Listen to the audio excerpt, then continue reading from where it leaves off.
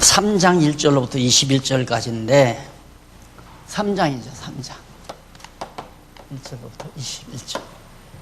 그 가운데 지난번 공부한 것이 첫째, 신분의 유익을 초월함.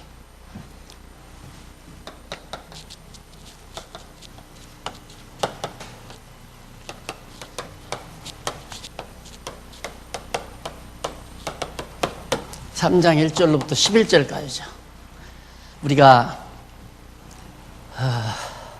말씀을 듣고 또 진리를 깨닫고 나면 그것이 생활화되어지게 돼 있죠.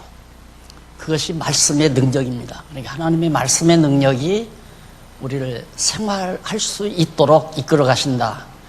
그래서 에베소서에서 진리의 말씀, 즉 교회란 무엇인가에 대한 진리를 알고 나니까 바로 복음에 합당한 생활이 우리 성도들에게서 나타나는데, 그것이 성령께서 그렇게 말씀의 능력으로 합당한 생활을 하게 하신다, 이 말입니다. 다시 한번, 성령께서 진리를 깨달아 복음에 합당한 생활을 하게 하신다. 내가 노력하고 내가 애써서 하는 것이 아니라 하나님의 말씀의 능력이 내 속에서 역사한다. 그것이 최초 우리 장안중앙교회에 세우던 최초의 말씀운동이라는 이념입니다. 말씀이 우리 안에서 운동력을 가지고 역사하신다. 그래서 나로 하여금 다 되게 하신다, 그 말이거든요. 그러니까 그러면 합당한 생활을 하나님의 말씀이 어디까지 이끌어 가시는가, 가장 최고의 절정을 향해서 가게 하시는데, 아주 중요한 것은 신분의 유익을 초월해 버린다. 인간들은 이 땅에서 끝없이 자기 신분에 대한 어떤 군더더기, 액세서리죠. 신분의 액세서리를 갖다가 자꾸 만들어 갑니다. 왜? 자기 신분의 위치를 높이려고. 신분의 위치를 높이려고. 그래서 자기를 자랑하고 자기를 내세우고 자기가 영광받기 위한 것이 끝없는 인간의 노력이고 인간의 본능이란 말입니다. 그런데 하나님의 말씀을 듣고 깨닫고 나니까 그동안 자기가 갖추어 놓고 있었던 그 신분도 아무것도 아니다, 이거예요. 그것도 다 초월해버린다. 있어도 그만, 없어도 그만. 그러니까 여기 초월이란 말은 필요 없다는 말이 아니에요. 있어도 그만, 없어도 그만, 상관이 없어요. 왜? 바울이 지금 자기가 육신적으로 자랑할 것이 있다면 자기만큼 자랑할 사람이 없다. 무엇으로 보나, 문벌로 보나, 가문으로 보나, 사회적 위치로 보나, 무엇으로 보나 자기가 뒤지지 아니하지만 복음을 위해서, 그리스도를 위하여 자기는 다 분토처럼 져버렸다. 이게 초월해버린 거죠. 그리고 져버리고 어떻게? 왜? 그 인간들이 스스로, 자기 스스로 만들어서 다 걸치어 놓은 그런 신분의 액세서리들은 표대를 향하여 가는데 다 거추장스러운 거예요. 거추장스러운. 자기의 능력으로 간다면 권력도 있어야 되고 돈의 능력도 필요하고 많은 사람들의 협력도 필요하고 사람의 힘으로 복음에 합당한 생활을 한다면은, 내가 정말 세계적으로 복음을 전하려면은 많은 회원도 필요하고 돈도 필요하고 거기에 대한 여러 가지 아이디어도 필요하고 많이 그렇게 생각할 수 있잖아요. 그렇기 때문에 신분이라는 건 굉장히 유익하죠. 내가 잘났을수록, 내가 위대할수록 많은 사람이 나를 따르니까, 그렇게 되면 이제 자기의 힘으로 복음에 합당한 생활을 하는 거죠. 그런데 그게 아니에요. 성경을 내가 보니까 그냥 중요한 일은, 바울 사도도 보니까 중요한 일 바울 혼자 하더라고요. 그냥 혼자. 자, 마게도니아 전도도 혼자 보내잖아요, 하나님께서. 아세아 전도도 혼자 보내고, 하나님께서 안디옥 교회에서 바울을 아세아 쪽으로 보내가지고 거기서 복음 전하게 하고, 마게도냐로 가고, 아가야 지방에도 가고. 근데 혼자 보내는 것도 그냥 평탄하게 보내는 게 아니에요. 내쫓겨서 보내요. 핍박을 통해서 보내요. 하나님이 왜 꼭 그렇게 일을 하셔야 되는가? 참 인간적으로 생각하면 고통스럽죠. 그러나 그렇게 안 하면 인간이 콧대가 높아지니까 목이 꼿꼿해지고, 나 아니면 안 된다. 내가 해야 한다. 내가 했다. 이건 내 업적이다. 이런 끝없는 생각들을 인간은 계속해서 하고 산다 이 말이에요. 그걸 박살내기 위해서는 하나님께서 완전히 바울 혼자, 바울 안에 예수가 그리스도라는 복음 진리가 그 안에서 역사해가지고 자기 신분에 유익한 것들은 사정없이 다 분토처럼 버려버리고 오직 그리스도께서 자기에게 맡긴 사명만을 향하여, 표대만을 향하여 지금 쫓아간다. 쫓아가는데 내가 지금 다 잡은 게 아니다. 다 이룬 것도 아니고 다 이루기 위해서 마지막 목표점을 향해서 지금도 나는 달려가고 있다. 결국 우리 성도들이 이 땅에 살아있는 동안에는 하나님 앞에서 우리에게 맡기신 사명을 감당하는 진행형이다. 숨이 떨어지는 날까지 내게 맡기신 사명에 대해서 진행 중이다 이 말이에요. 완성이란 목숨 끊어지는 날이 완성되는 날이에요. 그런데 우리는 이제 이만 할 만큼 했으니까 쉬어야 되겠다 이런 생각을 곧잘 하잖아요. 그게 세속적인 생각이거든요. 내가 집사일도 이제는 그만해야 되겠다. 권사일도 그만해야 되겠다. 장로일도 그만해야 되겠다. 이건 세속적인 사고방식이 그렇게 만들어가는 거예요. 죽기 전에는 끝났나요? 하나님께서 나에게 이 땅 위에 사는 동안 맡겨주신 은사에 따라 맡겨주신 사명은 죽는 날까지 해야 돼요. 누가 협력하든 안 하든 상관없어요. 누가 같이 하든 안 하든 상관이 없어요. 나 할 일 내가 하는 거예요. 그래서 나 할 일 내가 죽는 날까지 목표를 향하여 계속해서 쫓아가는 삶이 바로 복음에 합당한 생활의 절정이다. 어떻게 하면 가장 하나님이 기뻐하시는 복음에 합당한 생활을 최고로 할 수 있을까? 이렇게 하면 돼요. 인간의 자잘구리한 그 잘나고 잘났다고 생각하고 나 아니면 안 된다고 생각하고 자기가 성공했다고 생각하고 자기가 다 이뤘다고 생각하는 그런 옹졸한 생각들을 다 저버리고 자기의 신부의 유익함도 다 저버리고 그냥 자기가 버려야 돼요. 근데 이 버리는 것도 버려져요. 왜? 알고 보니까 아무것도 아니거든. 사도 바울이 바리새파의 열성당원으로 가입됐잖아요. 처음 가입될 때 나는 이제 성공했다 그랬겠죠. 열성당원으로 가입이 됐으니까. 그런데 그리스도를 만나고 보니까 아무것도 아니라고요. 자기가 가말리엘 문화 생애했어요. 로마에 가서 유학을 해가지고 그 당시에 석학이었단 말입니다. 그것도 아무것도 아닌 거 생각이 나요. 그러니까 버려지는 거예요, 그냥 그게. 부자로 사는 것도, 명예를 얻는 것도, 인기를 얻는 것도, 영화를 누리는 것도 다 아무것도 아니라고 믿어져 버리니까 버려지는 거고, 그러면 버리고 어디? 하나님께서 맡기신 은사에 따른 사명을 향해서 지금도 자기 할 일 하나님 앞에서 하고 사는 것이다. 이것이 합당한 생활의 절정임을 지금 3장 12절로부터 계속해서 나갑니다. 하나님께서 일찍이 그 밑에 77페이지 밑에서 6째 줄 보면은 바로 표대를 향하여 쫓아가는 가운데 구약시대에 400년 동안 애굽에서 종살이 하던 이스라엘 백성들을 애굽에서 해방시켜가지고 광야로 나와 언약의 땅, 우리가 지금 광야와 같은 세상에 살잖아요. 근데 이스라엘 백성들이 광야에서 살지만은 목표는 어디냐? 하나님께서 약속하신 바로 가나안 땅이 목표예요. 그 목표점을 향해서 40년 동안 좌절하지 아니하고 절망하지 아니하고 모세가 그들을 이끌어가는 삶처럼 오늘 우리도 이 땅 위에는 우리가 정착지가 아니에요. 광야와 같이. 그런데 우리는 이 땅 위에서 영화롭게 정말 당당하게 정착하고 살려고 그런 생각만 하니까 그 신분 자체도 중요하고 그리고 자기가 갖고 온 자기의 모든 환경도 다 중요한 거죠. 그런데 그게 아니라 여기는 정착지가 아니고 나는 지금 표대를 향하여 가는 그런 과정이다. 나그네 길이다. 이렇게 생각하면 이것은 도리어 군도더기가 되는 거죠. 여러분, 만약에 내가 살기 좋은 지역으로 이민을 간다 할 때 우리나라에서 쓰던 군더더기 같은 살림살이 다 져버리잖아요. 그 문화에 맞는 살림살이로 가서 마련할 작정을 하고 그건 똑같은 거죠.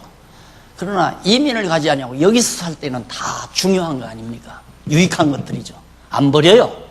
근데 더 좋은 곳을 향해서 갈 때에는 버리고 갑니다. 그래서 새 아파트 입주할 때에는 어지간히 쓸만한 살림살이들이 많이 나오죠. 왜? 그동안 살면서 쓰던 가구들은 다 쓸만해도 버리고 아파트에 맞게 새로운 가구를 준비하기 때문에 그런 겁니다. 똑같은 얘기예요. 예. 우리가 지금 이 말씀을 들으면서 정말 나는 지금도 표대를 향해서 가고 있나?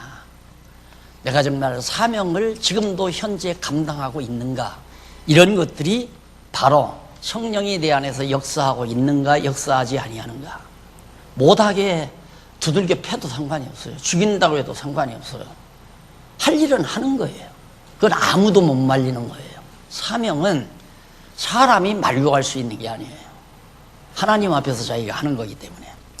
그래서 12절로 16절에 보면 넘어가서 78페이지 표대를 향해 쫓아가고 있다며 그대로 행할 것을 당부합니다. 아까도 말한 대로 나는 아직 내가 잡은 줄로 여기지 않는다. 잡은 줄로 여기거나 또 오직 여기지 않고 내가 지금 뭔가 목표를 이 목적을 다 달성했다고 생각하지 않는다. 한 일이에요. 한 일. 여기 한 일. 이 한 일이라는 말이 중요하죠. 한 일. 이것저것 하는 게 아니에요. 이것저것. 그렇게 교회에서도 정말 하나님 앞에서 받은 사명이라면 자기 할 일만 하는 거예요.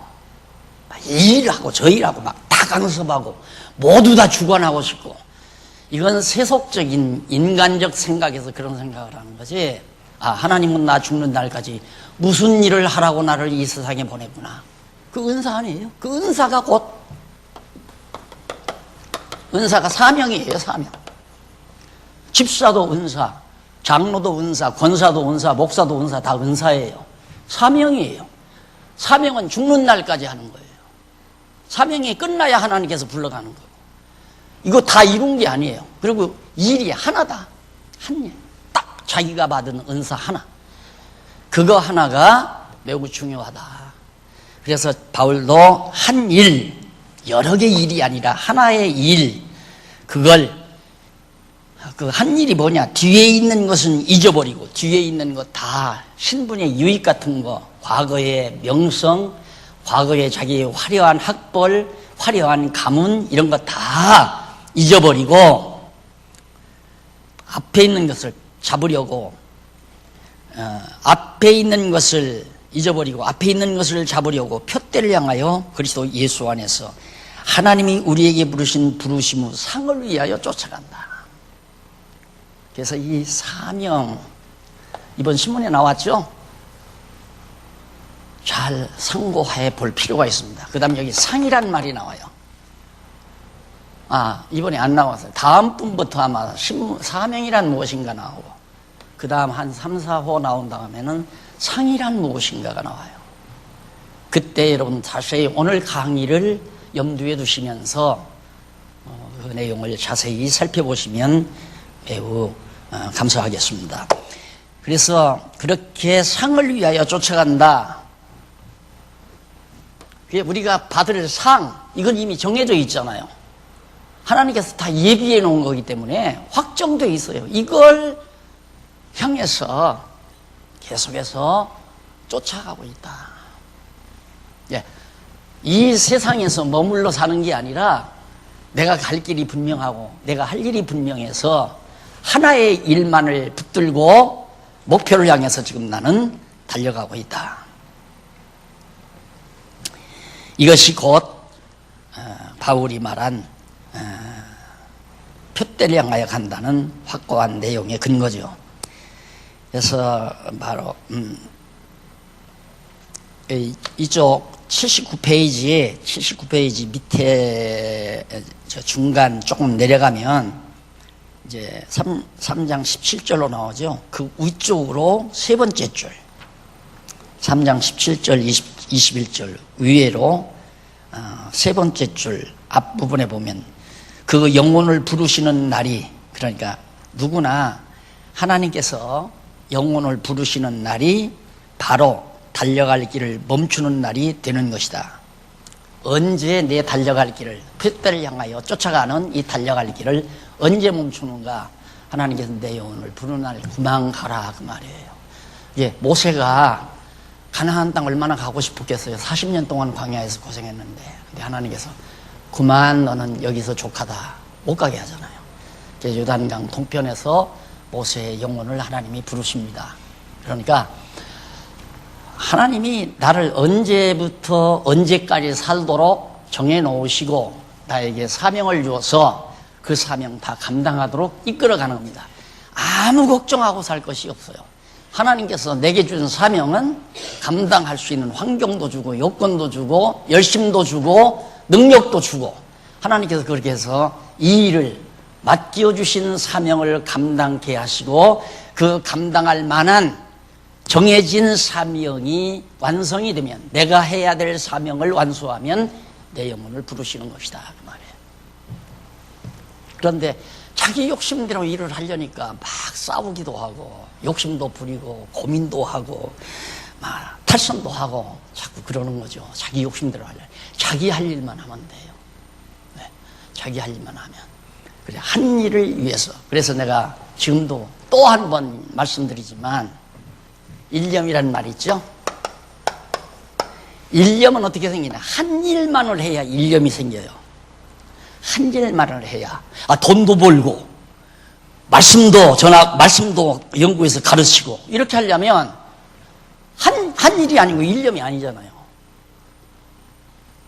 어디서 돈 버는 일이 생겼다면 그쪽으로 마음이 생각이 돌아가 버리고, 또 성경을 보면 말씀을 가르치고 싶은 마음이 하나로 모아지고 일념으로 모아지고, 그렇게 안 된다 이 말이에요. 예, 하나님께서 사명을 맡긴 자라면, 사명을 받은 자라면 일념이 생기게 돼 있어요. 딱 일념. 다른 거 다 저버리고, 다 모든 유익을 다 초월해버리고, 오직 하나님께서 맡겨주신 그 일에만 전념하는 삶이 이루어진다. 그 다음 17절로 21절에 보면 자기로 본을 삼으라며 영광의 몸으로 변할 것을 알려줍니다. 자기가 어떤 본, 표대를 향해서 쫓아가는 이런 삶을 빌립보 교회 성도들에게 본을 받으라 이 말이에요. 예, 뭐 자기가 거룩하니까 본 받으라든가, 자기가 무슨 남보다도 우월하고 하나님과 같은 존재니까 본 받으라는 것이 아니라, 자기의 삶의 이 자세를, 내가 한 일을 향해서 표대를 향하여 쫓아가는 이거 너희들도 알지 않느냐. 바울의 삶이 바로 그거였으니까 일편단심. 그러니까 이것을 너희들도 본받으라. 왜 그러냐면 영광으로, 지금은 이 땅 위에서 바울이 매도 맞고 굶주리기도 하고 고난도 당하고 천대도 당하고 바다의 위험, 강도의 위험도 당하고 여러 가지 고통도 가난도 겪고 이러지만은, 하나님께서 내 사명 끝나는 날 내용을 부르신 뒤 내가 이 다음 주님 오시는 날 영광의 몸으로 갈아입는 부활의 소망, 그리고 이제 상을 받는 거죠. 하나님의 영원한 나라에서 이 목표가 있기 때문에 그렇게 살아간다, 그런 뜻입니다. 그래서 거기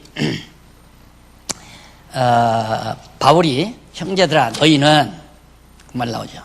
17절에, 빌립보서 3장 17절에 형제들아 너희는 함께 나를 본받으라, 본받는 자 되라, 그렇게 번역하면 더 정확합니다. 또 우리로 본을 삼은 것 같이 그대로 행하는 자들을 보이라. 이게 번역이 약간 문제가 있는 얘기예요. 이게 무슨 얘기냐면, 우리로 본을 삼은 것 같이 그대로 행하는 자들을 보이라. 그 말은 이게 그 말이 아니고 바울이나 빌립보 교회 성도들이 표대를 향하여 정말 한 일을 목표 삼고 달려가는 이런 삶의 모습을 유대인 거짓 선생들이 본을 따요. 이렇게 가식을 하는 거죠. 유장을. 우리도 바울처럼 선한 종이다.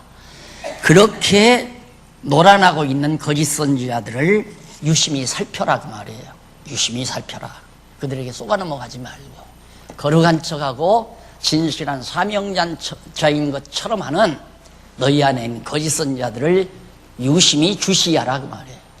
그렇게 번역하는 것이 가장 바르게 성경 원문에 맞는 그런 번역임을 여러분들이 기억하시면 되겠습니다. 그 다음에 이제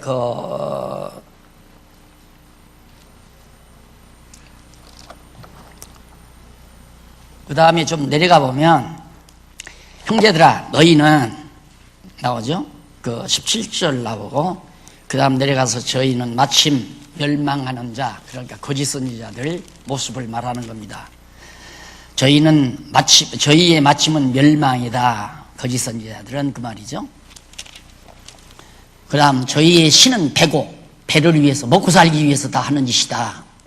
그 영광은 저희의 부끄러움에 있고 땅의 일을 생각하는 자라. 이 세속적인 일에 완전히 잠입되어 있는 이 종교라는 것이 교회라고 하는 것이 어느 순간 자칫 잘못하면 밥 먹고 사는 도구가 돼버리고 말아요.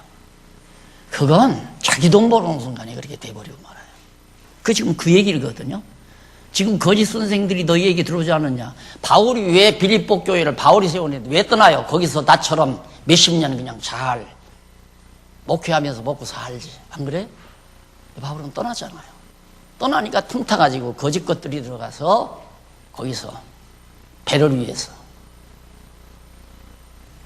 자기의 영화를 위해서 성도들을 이용하는 그런 거짓 선생들에 대해서 좀 경계하는 내용이 나오죠. 그러면서 오직 우리의 시민권은 하늘에 있는지라 거기로서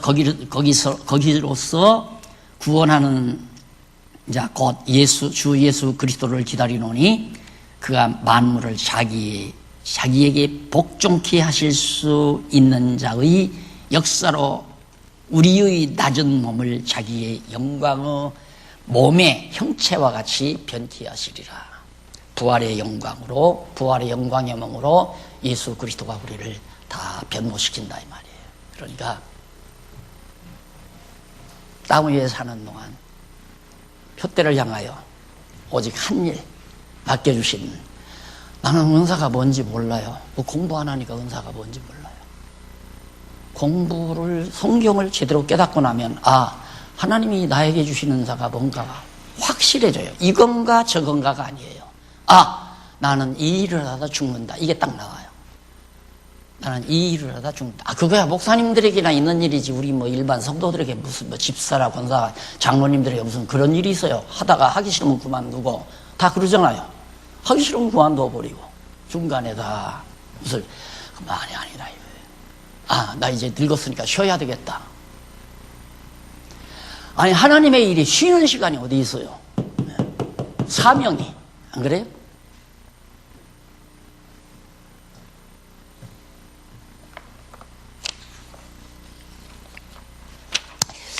자, 이렇게 해서 3장을 마치고 4장 넘어가 봅니다.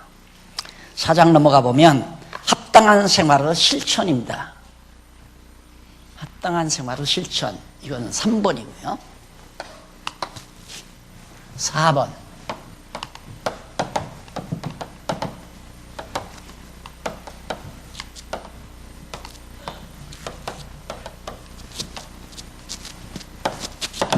사장이죠. 4장 1절로 23절. 합당한 생활의 실천. 여러분, 복음에 합당한 생활을 이제 실천하는 내용이 4장에 나오는데, 그 가운데 실천할 생활의 본보.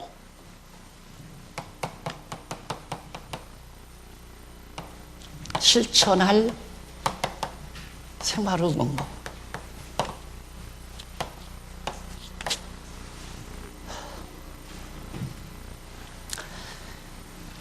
실천할 생활을 권고함. 생활을 권고함. 4장 1절로 그 이하 9절까지. 사도 바울은 빌립보 교회 성도들에게, 성령께서 바울을 통해서 빌립보 교회 성도들에게, 그 말이죠, 빌립보 성도들에게 바로 실천할 생활을 권고하는 내용이 지금 소개됩니다. 거기 1절로 3절에 보면 그렇게 나와 있어요. 그러므로 나의 사랑하고 사모하는 형제들, 나의 기쁨이요 면류가 아닌 사랑하는 자들아, 이와 같이 주 안에 서라. 1절에서 일단 이와 같이 주 안에 서라. 그렇게 하면서 내가 유오디아를 권하고 순두개를 권하노니 주 안에서 같은 마음을 품으라. 개인을 들어요. 딱. 이제 교회라고 하는 것이 개인이 얼마나 중요한가를 알 수 있잖아요. 유오디아와 순두개라는 두 여인을 딱 지적을 해요, 바울이. 왜? 여기에 문제가 있는 거예요. 두 사이에, 그 여인들 사이에 문제가 있어요. 그런데 예상컨대 이 유오디아와 순두개라는 이 여자가 혹시 그 루디아라는 여자가 이제 그 빌립보 그 해변가에서 바울에게 복음을 들을 때 혹시 같이 들은 여자이든가, 아니면 그 루디아라고 하는 여자와 상당히 안면이 있고 친밀 관계에 있는 여인들이라서 빌립보 교회 전도를 받아 들어온 여자들이면 틀림이 없죠. 그런데 들어와서 교회를 잘 섬기고 바울도 뭐 끔찍하게 다 두 여인이 협력을 해서 빌립보 교회가 교회 되도록 하는데 총력을 다 기울였던 여자들이에요. 그런데 두 사이에 갈등이 생긴 거예요. 뭐 시기 질투가 생겼겠죠, 두 사이에. 그래서 그 안에서 소란이 일어나게 되는 거예요. 이 교회 참 간단하더라고요. 저도 경험해 봤지만 250여 명, 240명 모이던 우리 대치동에서의 교회가 장로님, 사모님 한 분 때문에 난리가 났어요. 그 사모님하고, 사모님 되는 권사님하고 다른 권사님 사이에 갈등이 벌어진 거예요. 그러더만 완전히 교회가 막 뻐그러져 버리고 말더라고요. 그래서 장안중앙교회만 그러는 게 아니라 바로 이 빌립보 교회도 그런 일이 있었구나. 바울이 그 말이에요. 그런 갈등은 합당한 생활이 아니에요. 개인적인 갈등은. 교회가 무슨 큰 문제가 생겼다든가, 재정적인 큰 어떤 착취를 했다든가, 공금 횡령을 했다든가, 안 그러면 교회에 어떤 이단이 쳐들어왔다든가, 안 그러면 목사가 완전히 변질을 해서 거짓을 가리키고 있다든가, 이런 큰 일이라면 어쩔 수가 없는 거죠. 그런데 인간들이 모이는 곳이기 때문에 소소한 인간들의 개인적 감정이 교회 전체를 정말 고통스럽게 만드는 경향이 허다하다. 빌립보 교회가 바로 그런 문제입니다. 그러니까 막판에 가서 사도 바울이 그걸 지적하잖아요. 지적하면서 제발 유오디아와 그다음에 순두개를 권하는데 주 안에서 같은 마음 품으라. 왜 딴 마음 품느냐? 주 안에서, 아니 순두개들어 유오디아를 맞추라고 해도 안 되죠. 그건 너는 다 하자는 대로 해라 해도 그건 안 되는 얘기예요. 또 유오디아가 순두개에게 너는 나 하자는 대로 해라, 그것도 안 되는 거예요. 너나 나나 다 그리스도 안에서 그리스도의 마음을 품자 이 말이에요. 오직 복음을 위해서, 진리를 위하여 한 일 받은 바 은사, 내 은사와 내 은사가 달라도 헤어질 이유는 없잖아요. 서로 싸울 이유도 없고, 너는 하는 일이 그거고 너는 은사가 그거고 나는 은사가 이거니까.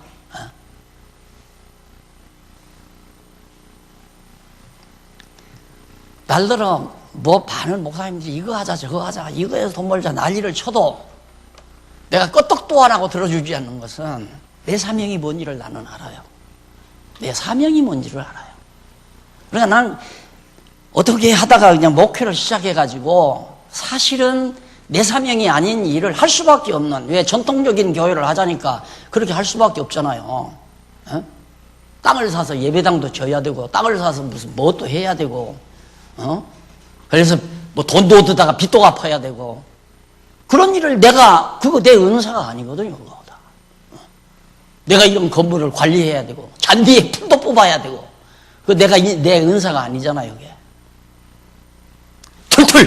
다 툴툴툴 털어버리고, 오직 내 한 일, 하나의 일만을. 이것이 철든, 이제야 철이 들어서 나도 열심히 하잖아요. 내 하는 일을. 죽는 날까지 열심히 하는 게 사명자의 일이에요. 그러면 되잖아요. 순두개 들어, 요디아가, 왜 내 하자는 대로 안 하고 나 안 따르느냐. 서로 이러다 보니까 술이 갈등이 벌어져가지고, 말도 안 하고, 서로 원수처럼 대하고, 파벌 조성하고, 여기저기 가서 소근 귓속말로 사람들을 유인하고 유혹하고, 이런 짓들을 빌립보 교회가 하다가 보니까 바울의 신경을 건들게 된 거죠. 그래서 막 이름을 지적해 버리잖아요.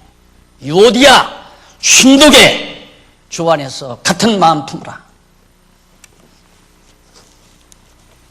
그러면서 하는 말이, 또 참으로 나와 멍에를 같이 한 자에게, 멍에를 같이 한 자 네게 구하노니, 여기서 네개가 누구를 지칭하는지는 모르겠어요. 누구를 지칭하는지. 그러니까 제 3자임은 순두개도 아니고 유오디아도 아니에요. 왜? 나와 멍에를 같이 한 네개 구한다 했으니까, 구하노니 복음에 나와 함께 힘쓰던 저 부녀들을 돕고, 또한 클레멘트와 그 외에 나의 동역자들을 도우라. 그러니까 지금 나와 멍에를 같이 한 그는 바울을 적극적으로 협력하는 자예요. 그러니까 나만 돕지 말고 저 여인들도, 순두개나 그다음 유오디아도 복음을 위해서 일한다고 해요. 하는데 둘이서 갈등을 일으켜서 서로 싸우고 서로 반목질시하고, 이게 교회가 소란스러울 거 아니에요. 그들도 좀 도와주어라, 그 말이에요. 교회에서 싸운다고 해서 지옥 가는 건 아니잖아요. 인간이니까 감정이 있으면 서로 밉기도 하고 좋기도 하고 그러는 거죠. 근데 그걸 육체의 소욕이니까 눌러야 되는데, 그걸 못 누르게 되면 교회에서 이제 파벌을 조성하고 서로 싸우고 서로 반목질시하고, 그렇게 해서 교회가 갈라지고 뻐그러지고 이런 결과가 나오는 거란 말입니다. 그래서 바울이 설령 그렇게 갈등들을 한다 할지라도 너는 그들을 좀 돕고, 그들뿐만 아니라 거기 또 클레멘드와 그 위에 나의 동역자들, 바울과 함께 진리를 위해서 일하는 동역자들을 협력해라, 도와줘라, 이 말이에요. 그러니까 재정적으로 뒷받침을 해줘라, 그런 뜻으로 이해가 됩니다. 그 이름들이 어디에? 생명책에 있느니라. 그러니까 서로 좀 인간들이 자기 감정을 다스리지 못해서 이러쿵저러쿵 하더라도 금방 지옥 자식 취급하는 건 아니죠. 그래서 바울도 그러잖아요. 원수처럼 대하지 말라고. 교회 안에서 서로 원수처럼 대하지 말라고. 감정적으로 미울 수는 있죠. 인간이니까. 그런다고 해서 원수처럼 대하는 건 아니다. 왜? 모두가 다 그리스도 안에서 생명책에 기록된 자들이니까. 이 다음 천국 가서는 서로 씩씩 웃을 거예요. 우리가 참 그때 왜 그랬는지 몰라 하면서, 미련해서 그랬어, 어리석어서 그랬어. 다 천국 가서 다 같이 살 거 아니겠어요? 바울이 지금 그 얘기입니다. 자, 그러면서 4절로 7절에 보면 기뻐하라며 관용을 알게 하고 감사로 구할 것을 권고하죠. 계속해서 바울이 주 안에서 항상 기뻐하라, 내가 다시 말하노니 기뻐하라. 너희 관용을 모든 사람에게 알게 하라. 주께서 가까우시니라. 여기서 주께서 가까우시니라라는 말이, 얼른 보면 주님이 오실 날이 가깝다 이런 뜻으로 이해가 되지만은 여기 가까움이라고 하는 말의 헬라어는 무슨 뜻이냐면 공간적으로 가깝다 그 말이에요. 그러니까 주님이 우리 곁에 계시니까 서로 우리 다 너그러운 마음 가지고 서로 반복지시하지 말고 서로 용납하고 서로 사랑으로 용납하고 이해하고 자 그렇게 하라는 얘기죠. 그러면서 아무것도 염려하지 말고 오직 모든 일에 기도와 간구로 너희 구할 것을 감사함으로 하나님께 하리라. 감사함으로 하나님. 우리가 구할 것, 우리가 정말 구하는 것은 간단해요. 구하는 것은 은사 전에 서원이라는 거 우리가 신문에 나왔죠. 서원이라는 무엇인가? 우리 성도에게 서원은 없을 수가 없어요. 소원은 있게 돼 있어요. 왜? 하나님께서 우리 속에 소원을 담아주니까. 소원이 뭡니까? 은사를 받으면 그 은사를 실행하고자 하는 소원이 생기잖아요. 그게 바로 서원으로 바뀌어지는 거예요. 하나님 이렇게 해주세요. 이렇게 해주시면 이렇게 하겠습니다. 자, 복음의 문을 열어주시면 열심히 복음을 전하겠습니다. 그게 서원하는 거 아니에요? 복음을 전할 수 있는 기회를 하나님이 허락해 주시면 절대 사양하지 아니하고 복음을 끝까지 바르게 전하겠습니다 라고 하나님 앞에 약속하는 그걸 서원이라고 한단 말이에요. 그것이 바로 은사와 관계이고 그것이 사명과 관계이고 그것이 역시 상과도 관계가 있고 이제 모두가 다 하나님께서 주권적으로 해가시는 일들입니다. 그래서 알아라. 그리하면 어떻게? 그리하면 모든 지각에 뛰어난 하나님의 평강이 그리스도 예수 안에서 너희 마음과 생각을 지키시리라. 자, 예수 그리스도가 우리의 마음과 생각을 꼭 붙들고 있어야 되거든요.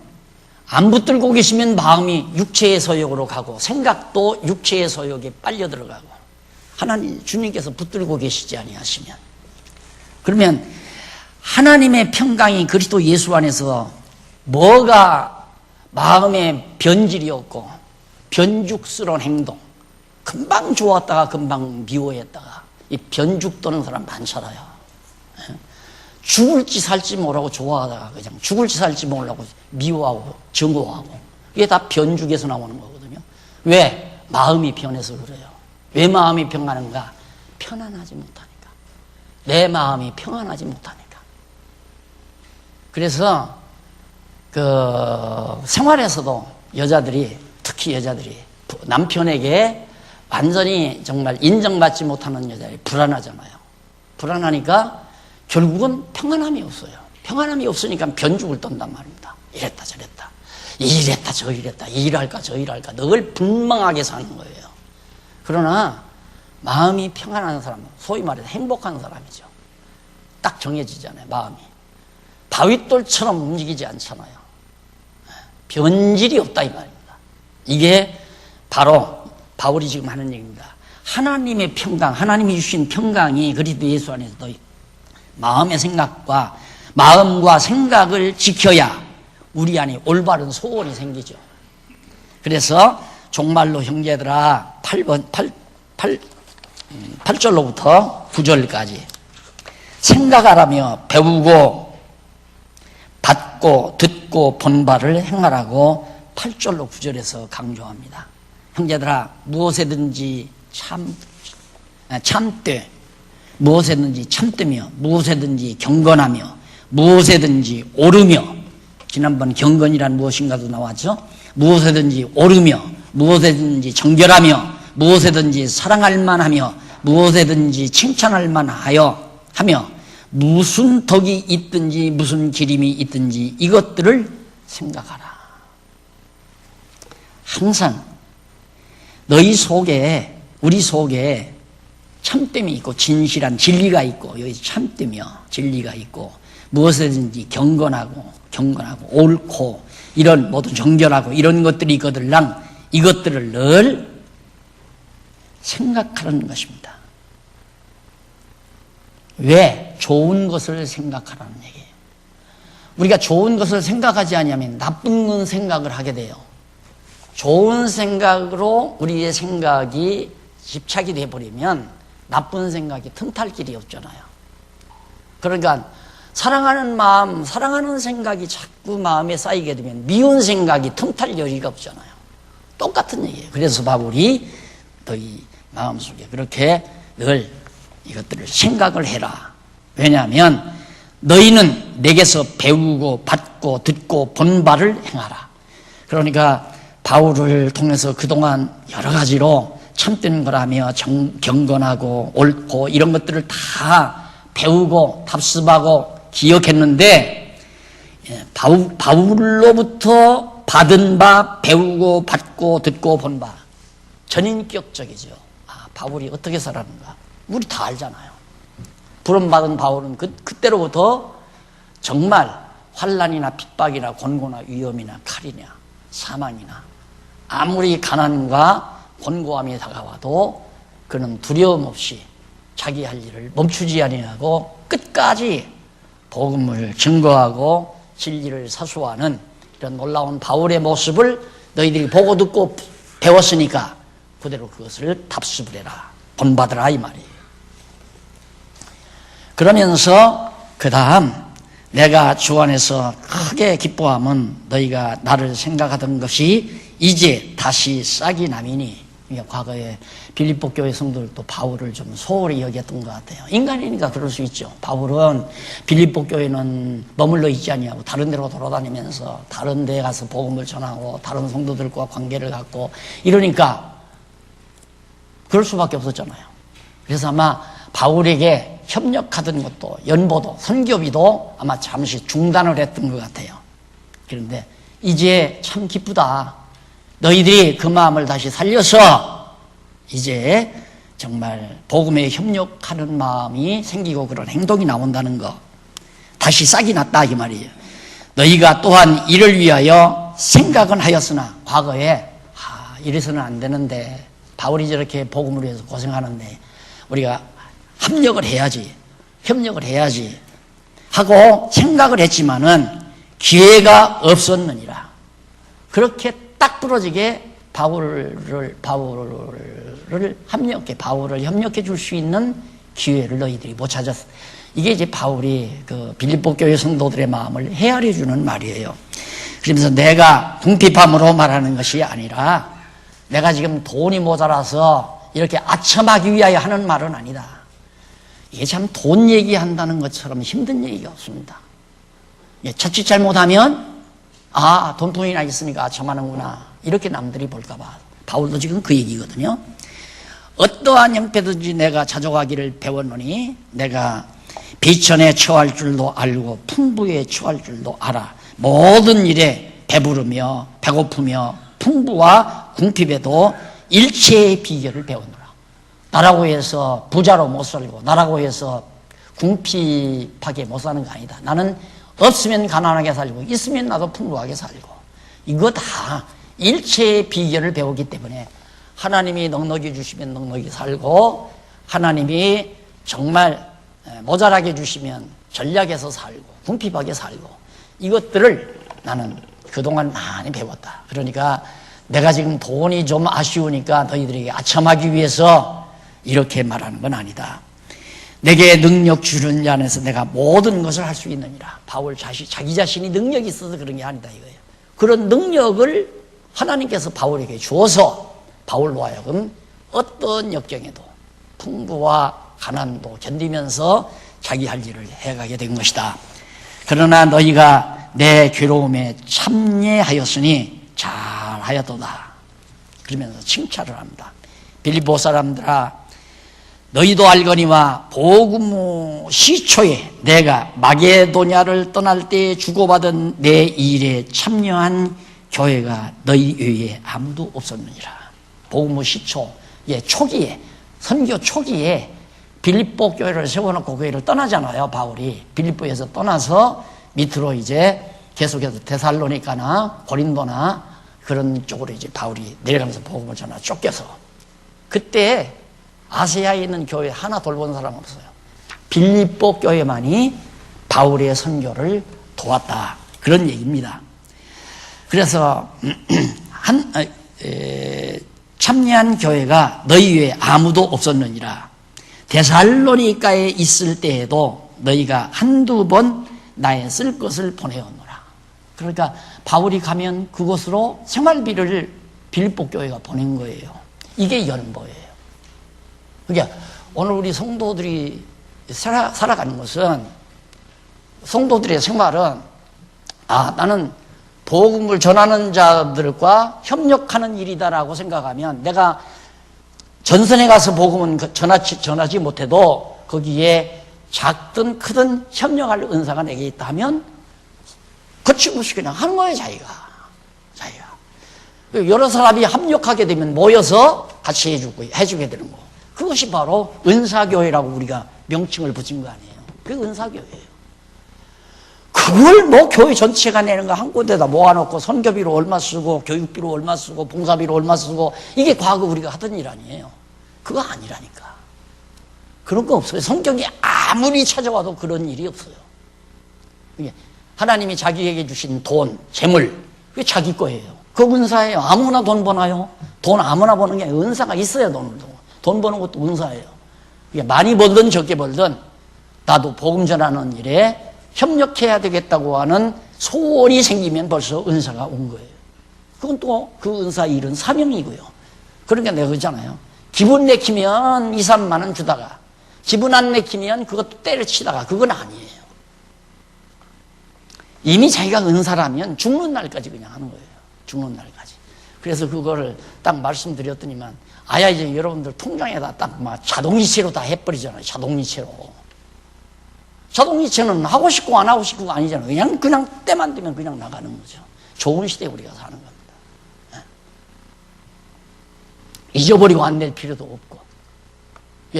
은사가 있으면 자동이체를 시키는 거죠. 은사가 아니면 한두 달 내다가 그냥 말아버려야지. 이건 은사가 아니죠. 체면 닦이고. 다음 4장 10절로 23절 마지막 절까지 보면 교회의 생활을 칭찬함. 교회 생활.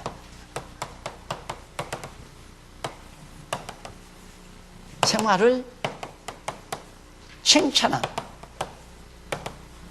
여기는 권고했고 여기는 칭찬하고. 합당한 생활을 실천. 참 이렇게 했다. 교회 생활 참, 아까 교회 생활이 지금 나오잖아요. 10절로부터 계속해서 10절로부터 10절 이하가 주 안에서 기뻐함은 바울의 선교에 동참해 주었다. 데살로니가에 있을 때에도 한두 번 너희가 보냈다. 내가 선물을 구함이 아니고 오직 너희에게 유익하도록 과실이 번성하기를 구함이라. 이런 아름다운 선한 일이 풍성해지기를 구하는 거지, 내가 너희들에게서 돈을 자꾸 요구하는 건 절대 아니다. 그 말이에요.